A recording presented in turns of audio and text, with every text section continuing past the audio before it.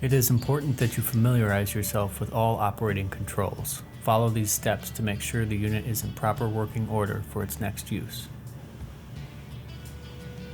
Make certain all safety decals are in place.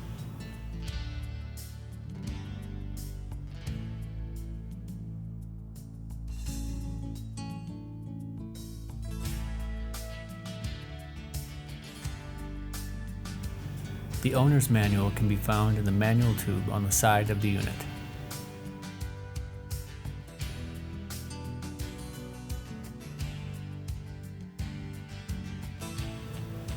Check all bolts for tightness, inspect all hydraulic hoses and fittings, and visually inspect for loose, bent, or broken components.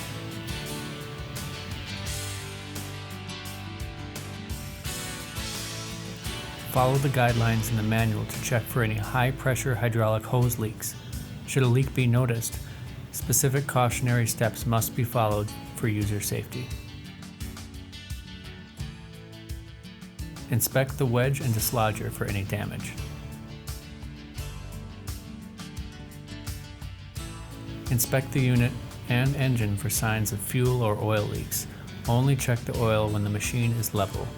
Change the oil every 100 hours of use or every 6 months, whichever comes first.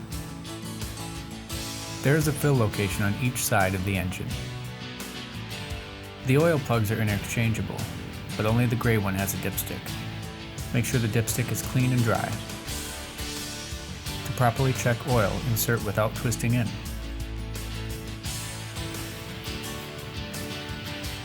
Oil should cover nearly all of the crisscross pattern, but it should not spill out of the oil fill reservoir.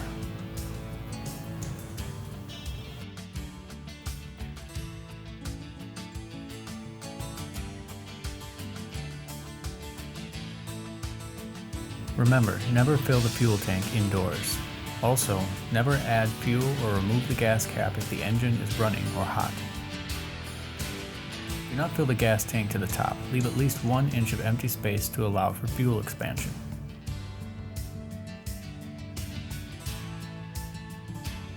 And make sure to clean up any fuel spills if they occur. Tighten the gas cap securely.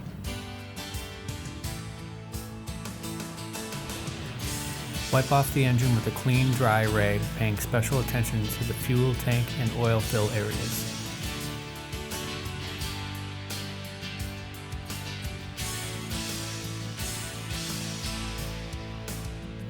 Only check the hydraulic oil when the machine is level.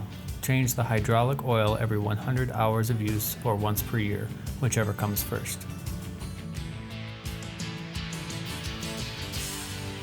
Wipe down the area around the hydraulic fill and the hydraulic filter.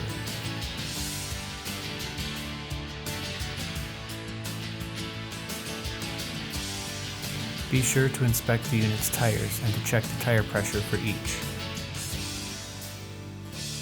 Be sure to replace the valve stem cap when finished.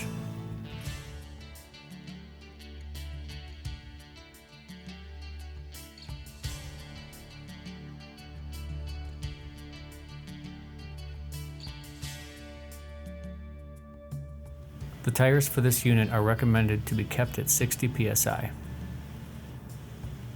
Check the log splitter's tail lights. Be sure to verify that both the brake lights and turn signals are operating properly.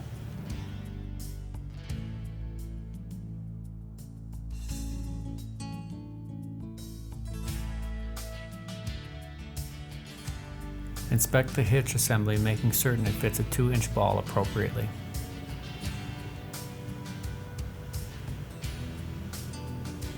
Lightly grease both the top and underside of the I-beam.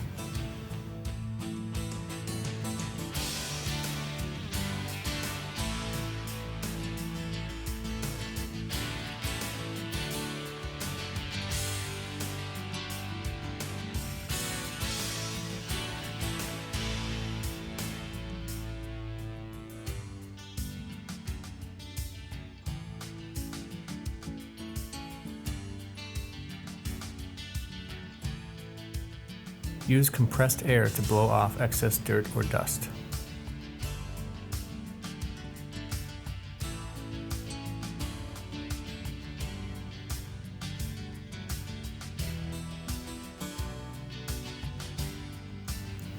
Make certain that the unit can be changed between horizontal and vertical positions without issue.